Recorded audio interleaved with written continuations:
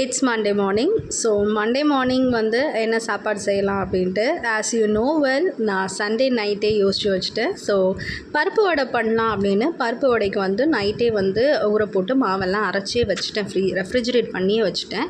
So morning வந்து பார்த்திங்கன்னா curd rice பண்ணிட்டேன் பாப்பாக்காக. ஏன்னா கர்ட் ரைஸ் தான் அவள் விருப்பமாக சாப்பிடுவா, லெமன் ரைஸ் சாப்பிட மாட்டா. பட் பையன் வந்து எனக்கு கர்ட் ரைஸ் வேண்டாம், எனக்கு லெமன் தான் வேணும்ட்டான். ஸோ இன்றைக்கி என்னவோ வெரைட்டி ரைஸ் மாதிரி பண்ணியாச்சு.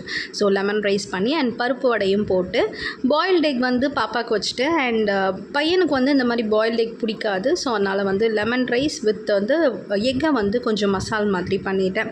ஸோ கொஞ்சம் இந்த garam masala and chilli powders எல்லாம் போட்டு கொஞ்சம் மசாலா திரும்பி பார்க்குறதுக்காட்டி வடை வந்து பார்த்திங்கன்னா தீஞ்சு போயிடுச்சு. ஏன்னா நான் ஒரு சில வடை வந்து போடுறதுக்காட்டியும் அடுத்த வேலை பார்த்துட்டு இருந்தேன். ஸோ அந்த மாதிரி ஆயிடுச்சு.